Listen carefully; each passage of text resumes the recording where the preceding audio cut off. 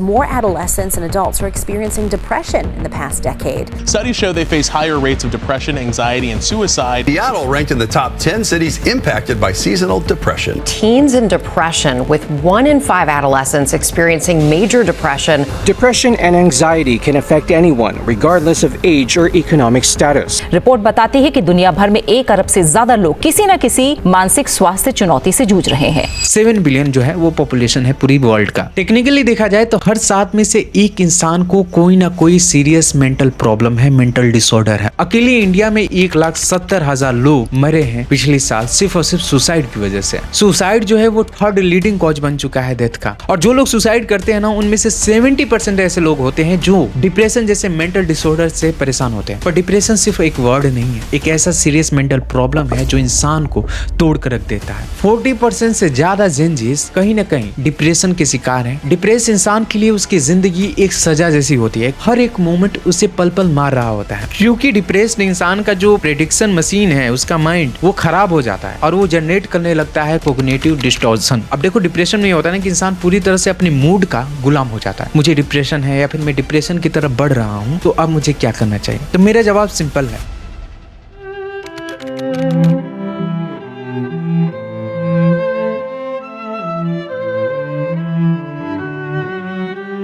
More than 7,20,000। ये कोई random number नहीं है, एक ऐसी ब्रूटल रियलिटी है जो आपके पैरों तले जमीन खिसका देगी जब आपको इसके बारे में पता चलेगा।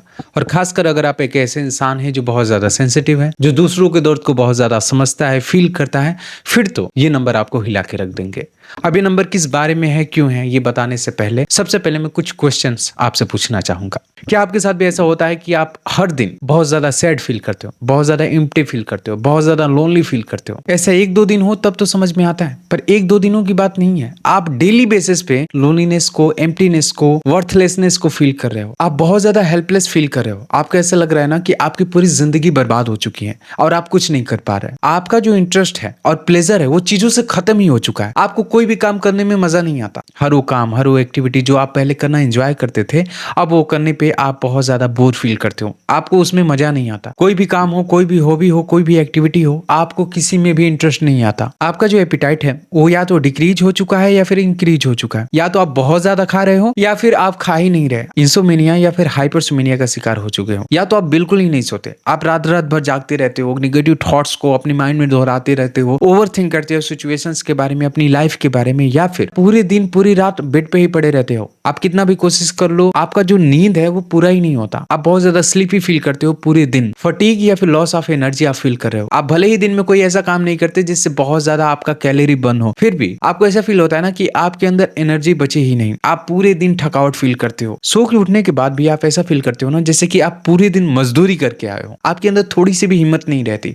आपके अंदर थोड़ा सा भी एनर्जी नहीं रहता किसी काम को करने का। आपके सोचने और कंसंट्रेट करने की जो क्षमता होती है, जो एबिलिटी होती है, वो बहुत ज्यादा कम हो चुकी है। आप अच्छे से क्लियरली सोच नहीं पा रहे हैं, आप कंसंट्रेट नहीं कर पा रहे, किसी चीज को समझ नहीं पा रहे इजिली। फीलिंग ऑफ वर्थलेसनेस आ गया है आपके अंदर। आपको ऐसा लगता है ना कि आपका इस दुनिया में होने या ना होने से कोई फर्क नहीं पड़ता। इवन आपके होने से सिर्फ और सिर्फ लोगों को तकलीफ ही पहुंचती है। आपका जो वर्थ है, आपकी जो वैल्यू है, वो आपकी नजरों में अचानक से जीरो हो चुकी है। आपको ऐसा फील होता है ना कि आपका कोई वजूद ही नहीं है, आपकी कोई वैल्यू ही नहीं है, आपका कोई वर्थ ही नहीं है। एक्सेसिव गिल्ट आपके अंदर आ चुका है। हर वो छोटे बड़े काम, हर वो छोटे बड़े डिसीजन जो आपने अपनी लाइफ में लिए हैं, भले ही वो सही डिसीजन आपने लिया हो, उस पर भी आपको बहुत ज्यादा गिल्ट होता है कि मैंने ऐसा क्यों किया, मुझे इसके साथ रिलेशन में नहीं आना चाहिए था, मुझे पर्टिकुलर करियर चूज नहीं करना चाहिए था, मुझे उससे बात नहीं करनी चाहिए थी, ये एक्शन नहीं लेना चाहिए था, ये डिसीजन नहीं लेना चाहिए था। आप बहुत ज्यादा गिल्ट फील करते हो अपनी हर एक डिसीजन पे। और छोटा मोटा गिल्ट नहीं, बहुत हाई इंटेंसिटी वाला एक्सेसिव गिल्ट आप फील कर रहे हो। लास्ट और सबसे ज्यादा डेंजरस, आप सुसाइड के बारे में सोच रहे हो। आप सुसाइड को आइडियलाइज कर रहे हो। आप हमेशा डेथ के बारे में सोचते रहते हो। ये जिंदगी आपको बोझ लग रही है। आप ऐसा सोच रहे हो ना कि आपके होने से ही सारी प्रॉब्लम्स क्रिएट हो रही हैं, और आप अगर अपने आप को खत्म कर देते हो तो सारी प्रॉब्लम्स ही सोल्व हो जाएंगी। आपके होने से सिर्फ और सिर्फ लोगों को तकलीफ ही पहुंच रही है। ऐसा माइंडसेट आपका बन चुका है। आप सुसाइड के बारे में सोच रहे हो, सुसाइड को आइडियलाइज कर रहे हो, उसके लिए प्लान्स बना रहे हो, या फिर हो सकता है कि आपने सुसाइड के लिए अटेम्प्ट भी किया हो। अब देखो, जितनी भी चीजें मैंने आपको बताया, अगर ये सारी चीजें आप अपने आप में देख रहे हो तो सावधान होने की जरूरत है। आपको कंसर्न होने की जरूरत है, क्योंकि ये आम सिम्टम्स नहीं है। ये सिम्टम्स है MDD के, मेजर डिप्रेसिव डिसऑर्डर के। एक किताब होती है साइकोलॉजी में जिसे कहा जाता है DSM। DSM का फुल फॉर्म होता है diagnostic and static manual of mental disorder. ये एक तरह से ना साइकोलॉजी की दुनिया की बाइबल होती है, जिसमें मेंटल डिसऑर्डर्स के डायग्नोस्टिक क्राइटेरिया को लिखा हुआ होता है। आम भाषा में बोले तो जितने भी मेंटल डिसऑर्डर्स हैं उनके क्या सिम्टम्स हैं, उनके क्या लक्षण है, इस किताब में बताया गया होता है। अभी जितने भी सिम्टम्स मैंने आपको बताए, अगर उनमें से सिर्फ 4 सिम्टम्स भी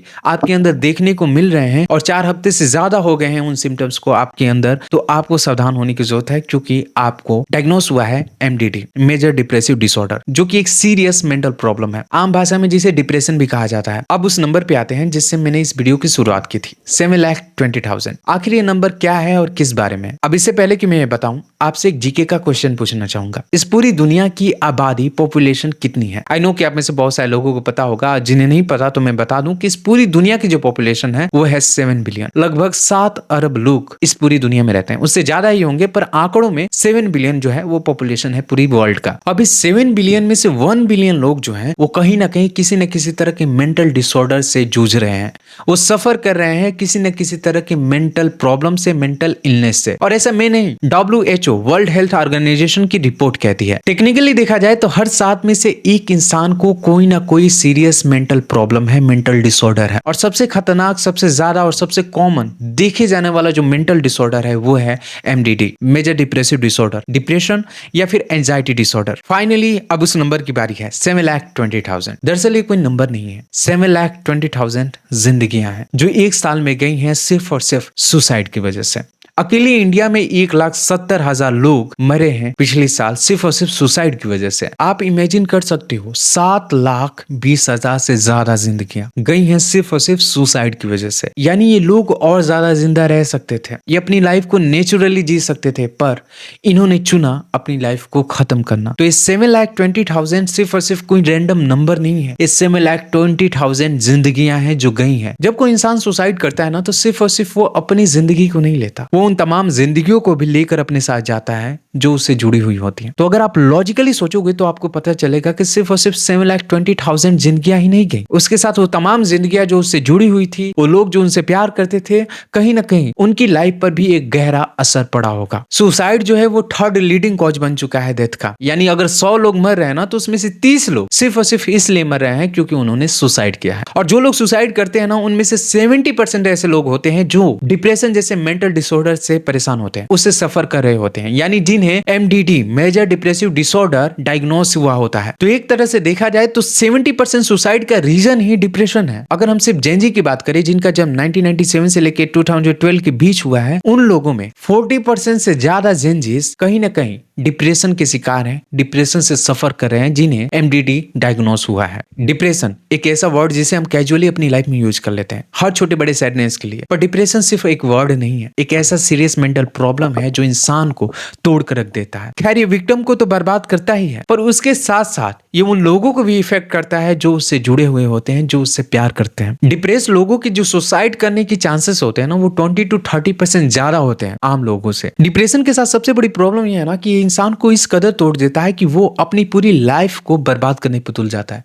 हर छोटी बड़ी चीजें जो कभी उसे एक्साइटमेंट दिया करती थी, कभी उसे प्लेजर दिया करती थी, कभी उसे सुकून दिया करती थी, उन चीजों पर भी उसे बिल्कुल भी इंटरेस्ट नहीं आता। सब कुछ उसे बोरिंग लगने लगता है। डिप्रेस इंसान के लिए उसकी जिंदगी एक सजा जैसी होती है, एक पनिशमेंट जैसी होती है। हर एक मोमेंट उसे पल पल मार रहा होता है। डिप्रेशन जो है वो इंसान की काम करने की क्षमता, लाइफ को बैलेंस करने की क्षमता, रिलेशनशिप को मैनेज करने की जो क्षमता होती है, वो सारी एबिलिटी को ही डिस्ट्रॉय कर देता है। डिप्रेस इंसान लाइफ में कुछ कर ही नहीं पाता। वो ना ही अपनी रिलेशनशिप को मैनेज कर पाता है, ना ही अपना काम कर पाता है ढंग से, और ना ही अपनी लाइफ को एक मीनिंगफुल वे में जी पाता है। तो अगर आप भी डेली बेसिस पे सैड फील कर रहे हैं, एम्प्टी फील कर रहे हैं, लोनली फील कर रहे हैं, आपका एपिटाइट जो भूख की क्षमता है वो या तो बढ़ गई है या फिर घट गई है, आपको इंसोमेनिया या फिर हाइपोसेमेनिया फील हो रहा है, आप बहुत ज्यादा सो रहे हैं या फिर बिल्कुल ही नहीं सो रहे हैं, आप फटीग फील करते हैं, ऐसा फील करते हैं कि आपके अंदर एनर्जी ही नहीं बचा, कोई भी काम आप करते हैं तो उसमें आपका मन नहीं लगता, उसमें आपको इंटरेस्ट नहीं आता, वो काम आपको प्लेजर नहीं देता, भले ही वो काम आपको पहले इंजॉयमेंट देता हो, एक्साइटमेंट देता हो, आपकी सोचने और कंसंट्रेट करने की जो एबिलिटी है वो पूरी तरह से डिस्ट्रॉय हो चुकी है, आप बहुत ज्यादा स्लो हो चुके हैं, आप सुसाइड को आइडियलाइज कर रहे हैं, आप पूरे पूरे दिन सुसाइड्स के बारे में सोच रहे हैं, ओवरथिंक कर रहे हैं, निगेटिव सोच रहे हैं, तो मेरे दोस्त आपको सावधान हो जाने की जरूरत है।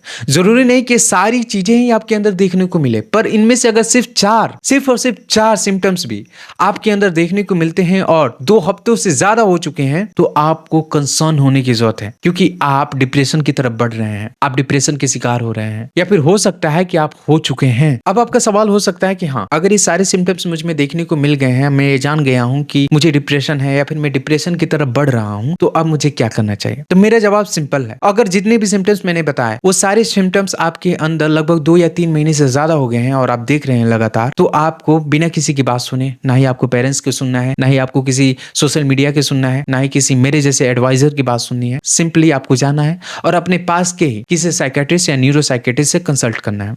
अगर 2-3 महीने से ज्यादा हो चुके हैं तो, पर आपको लगता है कि हाँ हो चुके हैं, कोई बात नहीं, मैं अपने ऊपर काम कर सकता हूँ, मेरे अंदर इतनी विल है कि मैं अपने डिप्रेशन से लड़ सकता हूँ, अगर मुझे एक प्रॉपर मेथड दिया जाए तो मैं अपने डिप्रेशन से डील कर सकता हूँ। अगर आपके अंदर थोड़ा भी विल है कि आप अपने डिप्रेशन से लड़ सकें, तो ये वीडियो आपके लिए है, क्योंकि इस वीडियो में मैं 2 ऐसे मेथड बताने वाला हूं जो आपके डिप्रेशन को किल करने में आपकी बहुत ज्यादा हेल्प करेंगे। और ये मेथड कोई रैंडम एडवाइस नहीं है, ये मेथड है कॉग्निटिव बिहेवियरल थेरेपी यानी सीबीटी के मेथड्स। जैसे डीएसएम होता है जिसमें सारे मेंटल डिसऑर्डर्स के सिम्टम्स लिखे होते हैं, लक्षण लिखे होते हैं, वैसे ही सीबीटी होता है। इसमें ना सारे मेंटल डिसऑर्डर्स, सारे नहीं तो लगभग जो मेजर मेंटल डिसऑर्डर्स हैं, उनका क्या थेरेपी है, उनका क्या उपाय है, उनसे डील कैसे किया जाए, उन्हें क्योर कैसे किया जाए, उसके कुछ मेथड्स दिए होते हैं। और आज की वीडियो में मैं आपको 2 कॉग्निटिव बिहेवियरल थेरेपी के मेथड्स बताने वाला हूं, जिससे आप अपने डिप्रेशन से लड़ पाओगे, जिससे आप अपने डिप्रेशन को क्योर कर पाओगे। तो स्टार्ट करते हैं हमारे पहले मेथड से, जो कि है कॉग्निटिव रीस्ट्रक्चरिंग। देखो, हमारा जो ब्रेन है ना, वो एक प्रेडिक्शन मशीन है, और ये जो हमारे ब्रेन की प्रेडिक्ट करने की आदत है ना, ये तब से आई है जब इंसान एक आवारा एनिमल हुआ करता था। तब उसके सर्वाइवल के लिए बहुत ज्यादा जरूरी था कि वो आगे क्या होगा या फिर इसी मोमेंट क्या होने वाला है, वो उसे प्रेडिक्ट कर सके। इसलिए इंसान जब एक आवारा पशु हुआ करता था, एनिमल हुआ करता था, तो जब वो पानी पीने नदी किनारे जाता था ना, तो आसपास की शांति को देखकर वो ये प्रेडिक्ट कर लेता था कि आसपास हो सकता है कि कोई बड़ा जंगली जानवर हो, जिसके डर से सारे छोटे जानवर जो हैं वो छुप चुके हैं, और इसलिए इतनी ज्यादा आसपास शांति है। तो मुझे इस टाइम पानी पीने नदी किनारे नहीं जाना चाहिए, मुझ पे अटैक हो सकता है, मैं मारा जा सकता हूँ। तो सर्वाइवल के लिए हमारा ब्रेन ना हमेशा चीजों को प्रेडिक्ट करने लगा, और धीरे धीरे ये प्रेडिक्ट करने की जो क्वालिटी है वो हमारे पूर्वजों के डीएनए से हमारे अंदर भी आ गई, और हमारे ब्रेन का हैबिट बन गया चीजों को प्रेडिक्ट करना, ताकि वो हमें सेफ रख सके। अब ये जो प्रेडिक्शन की आदत है ना, बहुत अच्छी है तब तक जब तक इंसान नॉर्मल है, पर जब इंसान को डिप्रेशन हो जाता है, जब उसे एमडीडी हो जाता है ना, तो ये जो प्रेडिक्ट करने की आदत है, ये उसके लिए सबसे बड़ा जानलेवा चीज बन जाती है। क्योंकि डिप्रेस्ड इंसान का जो प्रेडिक्शन मशीन है, उसका माइंड वो खराब हो जाता है और वो जनरेट करने लगता है कॉग्निटिव डिस्टॉर्शन। कॉग्निटिव डिस्टॉर्शन क्या होता है? कॉग्निटिव डिस्टॉर्शन ऐसे डीप निगेटिव थॉट्स और इरेशनल और इलॉजिकल लाइज होती हैं जो इंसान खुद को बताता है। एक एग्जांपल से मैं इसे समझा देता हूं। सपोज दैट कि आपने अपने पार्टनर को मैसेज किया और उसने आपको मैसेज को देखा, सीन किया, पर उसने रिप्लाई नहीं दिया। देखा जाए तो ये नॉर्मल इंसिडेंट है, इसका कोई फर्क नहीं पड़ेगा तब तक जब तक कि आप नॉर्मल हो। पर अगर आप एमडीडी के शिकार हो, अगर आप डिप्रेशन के शिकार हो, तो आपके लिए ये नॉर्मल इवेंट नहीं होगा। जैसे ही इंसान मैसेज को सीन करके छोड़ देगा, आप क्या करोगे? आप प्रेडिक्ट करने लगोगे। आपका ब्रेन आपके सामने निगेटिव थॉट्स को रखने लगेगा, इरेशनल और इलॉजिकल लाइज को, झूठ को आपके सामने परोसने लगेगा कि यार उसने मैसेज सेंड करके रिप्लाई नहीं दिया, हो सकता है ना कि वो मुझे इग्नोर कर रही है, उसका इंटरेस्ट मेरे से खत्म हो चुका है, या फिर उसे साथ कोई और मिल चुका है, मेरी वैल्यू उसकी लाइफ में ना अब उतनी नहीं रही जितना पहले हुआ करती थी, वो मुझसे इतना ज्यादा प्यार नहीं करती जितना पहले किया करती थी। तमाम तरह के निगेटिव थॉट्स आपके माइंड में आने लगेंगे। आपका ब्रेन झूठा और निगेटिव थॉट्स जनरेट करने लगेगा। और डिप्रेशन का सबसे मेजर रीजन यही होता है कि हमारा ब्रेन बहुत ज्यादा अमाउंट में निगेटिव सोचता है, और वो निगेटिव थॉट्स जो होते हैं वो हमारे ब्रेन से जो न्यूरोट्रांसमीटर होते हैं, जो रिस्पॉन्सिबल होते हैं हैप्पीनेस के लिए, अच्छे मूड के लिए, जैसे सेरोटोनिन, डोपामिन ड्राइव के लिए, वो निगेटिव थॉट्स होते हैं, वो क्या करते हैं ना कि वो न्यूरोट्रांसमीटर के जो रिलीज होते हैं उसे ही कम कर देते हैं, और इंसान बहुत ज्यादा डिप्रेस फील करने लगता है, वो और ज्यादा सैड और ज्यादा लोनली फील करने लगता है। तो कॉग्निटिव रिस्ट्रक्चरिंग में हम क्या करते हैं ना कि हम इंसान की इसी निगेटिव थॉट पैटर्न को तोड़ते हैं। अब ये मत सोचना कि कॉग्निटिव रिस्ट्रक्चरिंग कोई टॉक्सिक पॉजिटिविटी है कि मैं खुश हूं का माला जपना है, आपको अफर्मेशन करना है, आपको ये मानना है कि आप खुश हो भले ही आप अंदर से दुखी फील कर रहे हो, ऐसा कुछ नहीं करना है। कॉग्निटिव रिस्ट्रक्चरिंग आपको फोर्सफुली अच्छा फील कराना या फिर आपको पॉजिटिव फील कराने के बारे में नहीं है। ये तो एक थिंकिंग पैटर्न है जिससे आप एक्यूरेटली सोच सको और अपने डिप्रेशन को क्योर कर सको, अपने निगेटिव थिंकिंग को क्योर कर सको। इसमें करना यह होता है ना कि आपको अपने ही थॉट्स का डिटेक्टिव बना होता है। आपको करना यह होता है कि हर छोटा बड़ा थॉट्स जो आपके माइंड से जाता है उसे पकड़ना होता है, उसकी जांच पड़ताल करनी होती है और ये साबित करना होता है कि ये थॉट सही है या फिर गलत है। ये जो मेथड है ना कॉग्निटिव रिस्ट्रक्चरिंग, इसे एग्जीक्यूट करने के लिए एक मेथड होता है जिसे कहा जाता है 3C फ्रेमवर्क। 3C फ्रेमवर्क का पहला C होता है कैच इट। देखो आइडिया सिंपल सा है, आप अपने दुश्मन को तब तक नहीं मार सकते जब तक कि आप उसे देखते नहीं, जब तक कि आप उसे पकड़ते नहीं। तो सबसे पहले आपको पकड़ना होगा, यानी आपको थॉट्स के बारे में अवेयर होना पड़ेगा। आपको जो सैडनेस होता है, एम्प्टीनेस होता है, लोनलीनेस होता है, वो लीनियर नहीं चलता, यानी वो सीधी लाइन में नहीं चलता, उसमें जर्क्स और स्पाइक्स आते रहते हैं, यानी वो ऊपर नीचे होता रहता है। तो आपको नोटिस करना है कि कब आपके मूड में जर्क आता है, यानी कब आपको ऐसा फील होता है ना कि आप बहुत ज्यादा सैड फील कर रहे हो, आप बहुत ज्यादा लोनली या फिर बहुत ज्यादा एम्प्टी फील कर रहे हो। और उसी टाइम आपको नोटिस करना है कि ऐसा कौन सा थॉट अभी मेरे माइंड से गया है जिसने मुझे और ज्यादा डिप्रेस बनाया, जिसने मुझे और ज्यादा सैड बनाया, जिसने मुझे और ज्यादा लोनली फील कराया। वो चाहे आपके करियर के बारे में हो, आपके रिलेशनशिप के बारे में हो, आपकी फैमिली के बारे में हो, उन तमाम थॉट्स को लिखो। सबसे पहले आपको लिखना होगा। अब दूसरा C है चेक इट। एक बार आपके पास वो थॉट आ गया, वो पर्टिकुलर थॉट आ गया जिसकी वजह से आप डिप्रेस हो रहे हो, जिसकी वजह से आप उदास हो रहे हो सकता है ये थॉट हो कि मेरे फैमिली मेंबर मुझसे प्यार नहीं करते, मेरा पार्टनर मुझसे प्यार नहीं करता, या फिर मेरे करियर में कुछ नहीं हो सकता, मैं लाइफ में कुछ नहीं कर सकता। जो भी थॉट्स हैं अगर एक बार आपके सामने आ गए तो सबसे पहले उनकी फैक्ट चेक करो। ये चेक करो कि क्या ये थॉट लॉजिकल है, रेशनल है, या फिर ये सिर्फ और सिर्फ इमोशनल है। क्योंकि डिप्रेशन में इंसान को लग रहा होता है ना कि वो लॉजिकली सोच रहा है, पर वो लॉजिकली नहीं सोच रहा होता है। डिप्रेशन में इंसान इमोशनली सोच रहा होता है। हम अपना पुराना एग्जांपल लेते हैं कि आपने अपने पार्टनर को मैसेज किया, उसने आपके मैसेज को देखा, सेंड करके छोड़ दिया, रिप्लाई नहीं दिया। अब इससे आपके माइंड में थॉट आया कि वो इंसान मुझसे प्यार नहीं करता, उसका प्यार मेरे लिए कम हो चुका है, वो मुझे इग्नोर कर रहा है, उसे कोई और शायद मिल गया होगा। अब ये जो इंसिडेंट था ना, इस इंसिडेंट ने आपको डिप्रेस नहीं किया, इस इंसिडेंट ने आपको सैड या लोनली फील नहीं कराया। वो जो पर्टिकुलर इंसिडेंट था उसको लेकर आपकी क्या जजमेंट है, उसने आपको सैड फील कराया, उसने आपको एम्प्टी और लोनली फील कराया। आपने सिंपली अज्यूम कर लिया कि आपका पार्टनर आपको इग्नोर कर रहा है, वो आपसे अब उतना प्यार नहीं करता जितना वो पहले किया करता था। ये वो थॉट है जिसकी वजह से आपको उस पर्टिकुलर मोमेंट में और ज्यादा सैडनेस फील हो रहा है। तो अब आपको क्या करना है, इसका फैक्ट चेक करना है, क्या ये मेरा थॉट सही है। अब किसी भी चीज को साबित करने के लिए हमें चाहिए होता है एविडेंस, सबूत। तो आपका ये जो थॉट है कि मेरा पार्टनर मुझे इग्नोर कर रहा है, वो मुझसे अब उतना प्यार नहीं करता, उसका क्या एविडेंस है? तो एविडेंस उसका ये है कि आपने मैसेज किया, 8 घंटे हो चुके हैं सीन किए हुए, पर अब तक रिप्लाई नहीं आया। तो ये तो सबसे बड़ा एविडेंस है। अब आपको क्या करना है कि इसके अगेंस्ट क्या एविडेंस हो सकते हैं उसको लाना है। अब इसके अगेंस्ट आपके पास बहुत ज्यादा एविडेंस है कि आपका पार्टनर तो हमेशा ही आपके मैसेजेस का रिप्लाई कर देता है, with in a minute reply कर देता है, आपसे घंटों बात करता रहता है। पिछली बार जब आप सैड फील कर रहे थे तो उसने आपके बारे में कितना ज्यादा कंसर्न दिखाया था, उसने आपका हाल चाल लिया था, उसने आपसे बहुत देर तक बातें की थी, कैसे वो बहुत ज्यादा खुश होता था जब उसके साथ आप होते थे। तो ये सारे एविडेंस हैं जो ये प्रूव कर रहे हैं कि नहीं, आपका पार्टनर आपको इग्नोर नहीं कर रहा। ऐसा नहीं है कि वो आपको भूल चुका है, वो आपसे प्यार नहीं करता, क्योंकि आपके पास तो इतने सारे एविडेंस हैं जो ये दिखाते हैं कि आपका पार्टनर आपके लिए कितना ज्यादा केयरिंग है, वो आपको कितना ज्यादा चाहता है, आपको कितना ज्यादा प्यार करता है। और जाहिर सी बात है कि जिस चीज के ज्यादा एविडेंस होते हैं उसे ही हम सच मानते हैं। तो आपके पास सिर्फ और सिर्फ एक एविडेंस है कि आपके मैसेज का रिप्लाई नहीं मिला और बहुत टाइम हो गया, पर उसके अगेंस्ट बहुत सारे ऐसे एविडेंस है जो ये साबित कर रहे हैं कि आपका पार्टनर आपसे प्यार करता है, उससे आपके होने या ना होने से फर्क पड़ता है। तो अब आपने क्या कर लिया कि आपने कैच कर लिया कि कौन सा थॉट था जो मुझे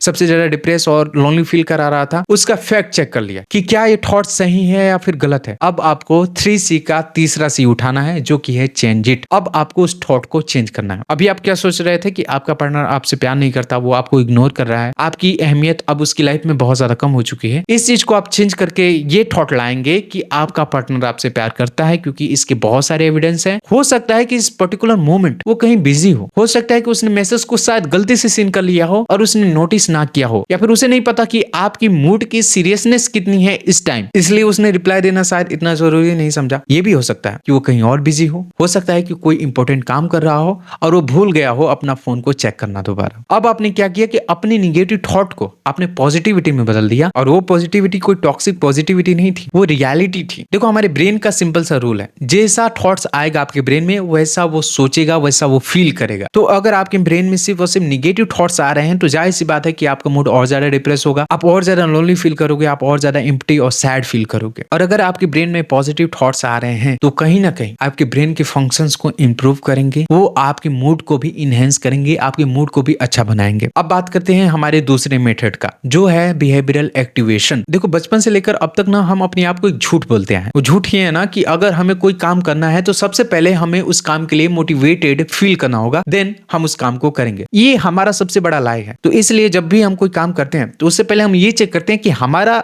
मूड उस काम को करने का है या नहीं, हमारे अंदर उस काम को करने का मोटिवेशन है या नहीं।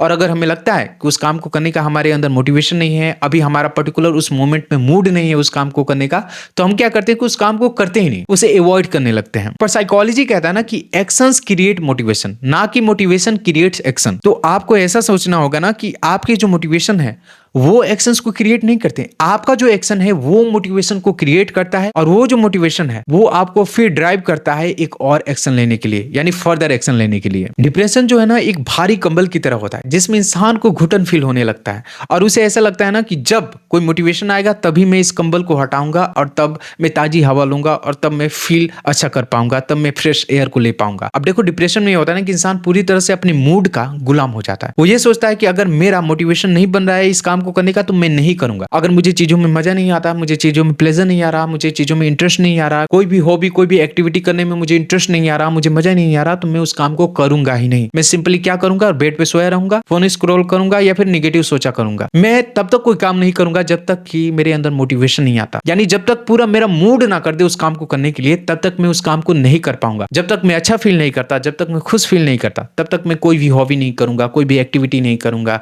तब तक मैं जिम भी नहीं जाऊंगा, तब तक मैं किताबें भी नहीं पढ़ूंगा, तब तक मैं काम भी नहीं करूंगा, तब तक मैं अपने फेवरेट पर्सन से बात भी नहीं करूंगा। जब आप लाइफ में पार्टिसिपेट करना बंद कर देते हो ना तो आपके ब्रेन को कोई नया जॉय, कोई नया एंजॉयमेंट, कोई नया एक्साइटमेंट मिल ही नहीं पाता, और देन आपका ब्रेन और ज्यादा इंटेंसिटी के साथ सैडनेस को फील करता है, एम्प्टीनेस को फील करता है, लोनलीनेस को फील करता है। डिप्रेशन कहता है ना कि तुम कोई काम करो, कोई एक्टिविटी करो तब मैं तुमसे दूर हटूं, और इंसान कहता है कि मेरा डिप्रेशन हटे तब मैं कोई काम करूं। तो डिप्रेशन के साथ यही सबसे बड़ी प्रॉब्लम है। अब देखो सिंपल सा बात समझो ना कि आपको सबसे पहले एक्शन लेना होगा। जब तक आप एक्शन नहीं लेते तब तक आपका जो डिप्रेशन है वो आपसे दूर नहीं जाने वाला। मुझे पता है कि डिप्रेशन में इंसान ऐसा नहीं है कि वो नहीं चाहता कुछ करना, पर उसके अंदर वो डिजायर ही नहीं होती, वो हिम्मत ही नहीं होती कि वो किसी काम को करे, वो लाइफ में पार्टिसिपेट करे, वो फिर से एक्साइटमेंट खोजे हॉबीज में, वो फिर से एक्टिविटीज को एंजॉय करे, वो फिर से लोगों से बात करना पसंद करने लगे। ऐसा नहीं कि डिप्रेस इंसान ये सारी चीजें नहीं चाहता, पर वो चाह कर भी नहीं कर पाता। पर आपको करना होगा, अपने आप को आपको फोर्स करना पड़ेगा, और यही बिहेवियरल एक्टिवेशन है कि सबसे पहले आपके बिहेवियर को एक्टिव करना होगा।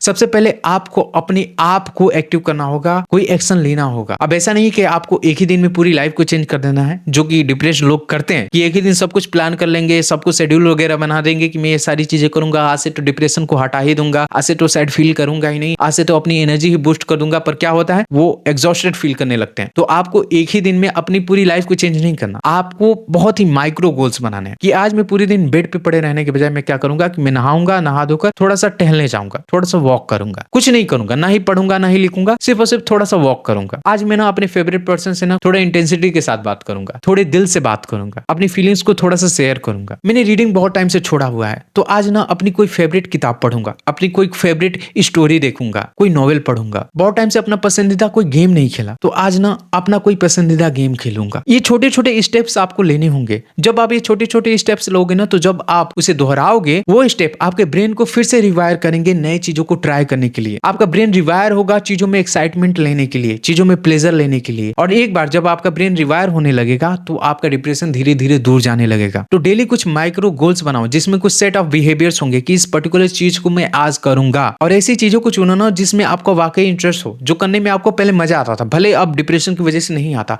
उन सारी चीजों को चुनो और उन्हें करना स्टार्ट करो, और देखो आपका ब्रेन कैसे बदलता है, कैसे आप डिप्रेशन से धीरे धीरे निकलने लगते हो। Always act on plan not on mood. आपको अपने प्लान के हिसाब से चलना है, अपने मूड के हिसाब से नहीं। कि अगर आपको पर्टिकुलर मोमेंट में ये मूड कर रहा है कि मैं सिर्फ सोया रहूं, फोन स्क्रॉल करूं, कुछ ना करूं, तो आपको अपने मूड के अकॉर्डिंग नहीं चलना है। आपका उस पर्टिकुलर डे में क्या प्लान है, उस प्लान के अकॉर्डिंग चलना है, उस प्लान से आपको चलना है। सीबीटी कॉग्निटिव बिहेवियरल थेरेपी के ये जो मेथड थे ये बहुत ज्यादा इफेक्टिव होते हैं डिप्रेशन के लिए, तो आप इन्हें करना ट्राई करो। इसी के साथ कुछ और एडिशनल चीजें मैं आपके साथ शेयर करना चाहूंगा कि आपकी लाइफ में ना एक पर्पस का, एक मीनिंग का होना बहुत ज्यादा जरूरी है। एक ऐसा इंसान जिसकी लाइफ में कोई बड़ा पर्पस नहीं है, कोई मीनिंग नहीं है, उसके डिप्रेशन के चांसेस बहुत ज्यादा होते हैं। तो आपकी लाइफ में एक मीनिंग होना चाहिए, कोई ऐसा पर्टिकुलर काम होना चाहिए जिसे करने के लिए आप मूड पे रिलाय ना हो, आप अपने एक्शंस पे रिलाय हो कि मुझे इस काम को करना करना है तो करना है, और वो पर्पस ना सेल्फ सेंटर्ड नहीं होना चाहिए। वो पर्पस सिर्फ आपके अराउंड नहीं घूमना चाहिए। एक ऐसा इंसान जिसकी लाइफ सिर्फ और सिर्फ उसके इर्द गिर्द घूमती है, यानी जो सेल्फ सेंटर्ड है, सिर्फ और सिर्फ अपने बारे में सोचता है, उसके डिप्रेशन के चांसेस बहुत ज्यादा होते हैं। आपकी लाइफ में एक पर्पस होना चाहिए, एक मीनिंग होना चाहिए, और वो जो मीनिंग है ना, वो एसोसिएटेड होना चाहिए सोसाइटी से, उन लोगों से जिनसे आप प्यार करते हो। दूसरा सबसे ज्यादा इंपॉर्टेंट है ना कि आपकी लाइफ में कोई ना कोई ऐसा इंसान जरूर होना चाहिए जिसके साथ आप खुल सको, आप अपने थॉट्स को शेयर कर सको, जिससे आप अपनी इनर फीलिंग्स को शेयर कर सको। आपके दिलो दिमाग में क्या चल रहा है, जिसके सामने आप शेयर कर सको, कैसा आप फील कर रहे हो, कौन सी चीज आपको बहुत ज्यादा भारी लग रही है, कौन सी चीज आपको बहुत ज्यादा परेशान कर रही है, ये सारी चीजें जिसके साथ आप शेयर कर सको, जिसके सामने आप अपनी जिंदगी को खोल कर रख सको, और आप बिल्कुल भी ना डरो कि ये इंसान मुझे जज करेगा। आपकी लाइफ में एक ऐसा इंसान होना बहुत जरूरी है जिसके सामने आप अपने आप को पूरी तरह से खोल सको, एक खुली किताब की तरह। तो अगर पॉसिबल है तो कोई ऐसा रिलेशन बनाओ जहां पे आप अपने आप को थोड़ा एक्सप्रेस कर सको। और अगर आपको बहुत ज्यादा डर है कि लोग मुझे जज करेंगे, अगर आप इंट्रोवर्ट किस्म के इंसान हो, तो आप एक डायरी खरीदो और उस डायरी में अपने थॉट्स को लिखना स्टार्ट करो। ये सारी चीजें मैं ऐसे ही नहीं बोला, मैं आपको दिखा देता हूँ। देख सकते हो ये 3 जर्नल्स है मेरे पास, ये सिर्फ और सिर्फ 1 साल के हैं। कितना कुछ लिख रखा है मैंने इसमें, आप देख सकते हो।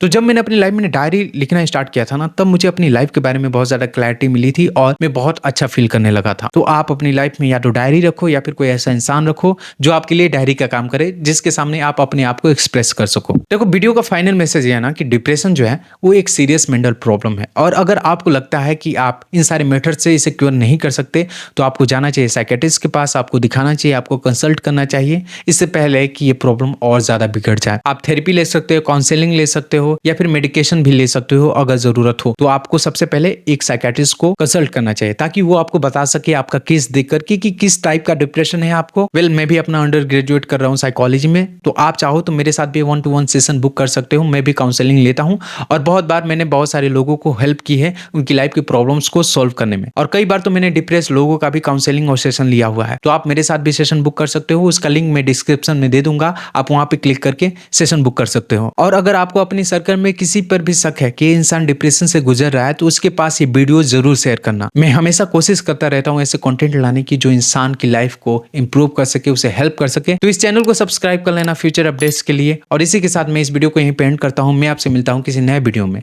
किसी नए प्रॉब्लम के, किसी नए सॉल्यूशंस के साथ। तब तक के लिए नमस्कार।